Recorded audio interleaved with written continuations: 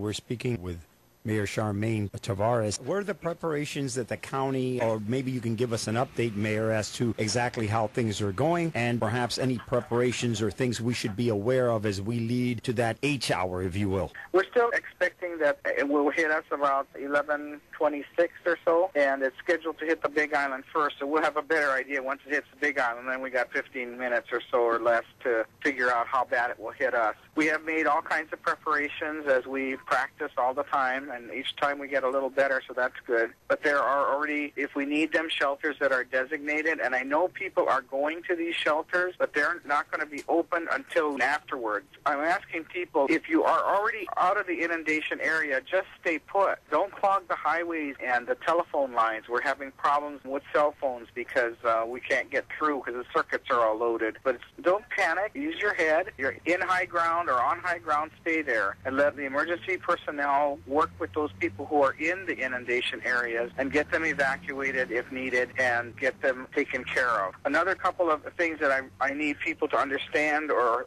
help with is that we have made the decision to shut down our wastewater treatment system, and we're doing that as a precautionary measure because if we don't shut them down and the wave is high enough that it seeps into the wastewater pump stations, it could damage all of the motors and the pumps in those pump stations, and it would take 8 to 12, 14 months to get those pumps replaced or those controllers replaced. So if you're on a sewer system, and you can know because you pay your water bill, it'll have a sewer fee on it, it means you're on a wastewater system. So we're asking people not to use water in the household. If you continue to use water, make sure you can dump the wastewater outside. Like if you're washing your hands, go to your garden hose and wash your hands there. If you are using your bathroom facilities, don't take a shower now. You don't need a shower. If you must use the toilet facilities, use it but don't flush for a while. Now we think we're going to be shutting down the system at 8:30. We're asking people to please not create any more water in the system that is absolutely necessary. The other thing is that some people have been calling that they have noticed either a drop in pressure in their water supply or that there's been no water. And what is happening is a similar thing with the water department in that if salt water gets into the low-lying areas water system,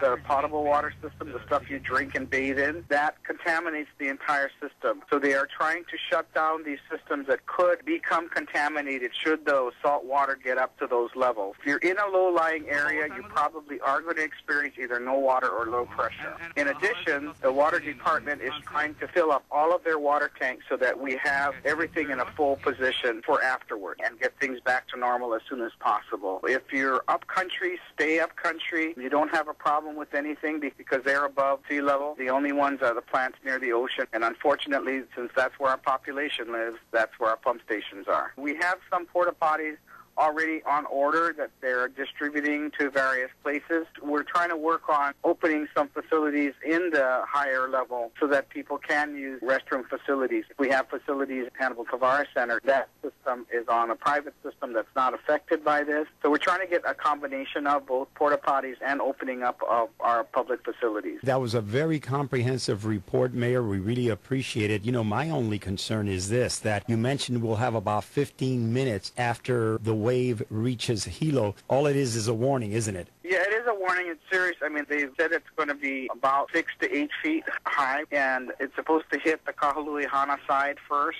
So we're trying to get as much information as we can, and because there are not a whole lot of these buoys in the middle of the ocean, the information that's coming from those buoys, we can't depend on it totally. And so the Tsunami Warning Center has been trying to model it to say what are the ifs. And we get that information, and of course they want to be cautious and not say, oh, it's going to dissipate, or, there's going to be no wave hitting us. I don't believe that we as a community can take a chance on hoping that no wave hits us. We have to be prepared as if we were going to get a wave hit us.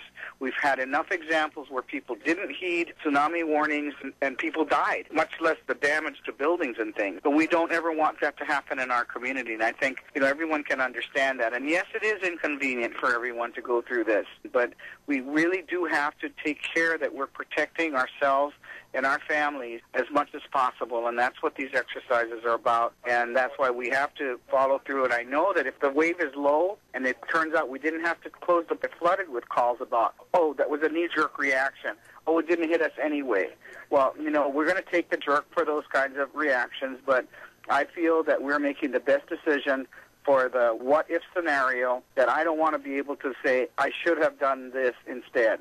Well, to quote my partner, she said several times, better safe than sorry. Oh, that's very, very true. And sometimes it's hard for people because it gets almost like, yelling wolf too many times, where people start to become complacent because, oh, yeah, they always tell us there's going to be this and that, and it turns out to be nothing. Well, all we need is that one time where it is something. So we really do ask our community to please heed what we've been doing. We go through agonizing discussions about whether to do things because we know it's inconvenient for people, and it impacts their lives big time. Mayor, one last thing. When they tell us that there's a possibility of a 6-foot wave, how does that translate in the surge inland? That part, the run-up as they call it, we don't know what that's going to be because it depends on the velocity of the wave coming in. And because there are very few buoys between South America and Hawaii, we don't have that kind of information. We have much better information when an earthquake is north of us or west of us, like coming from Asia. We have a lot more buoys in the water. You can go on the Tsunami Warning Center site and look at where the buoys are, and you'll see on there's only one buoy between us and Chile, but there are buoys all up and down the South American coast. And so it's information gotten from those buoys that gets fed into a model, and I don't pretend to even know how this works because it's so highly technical,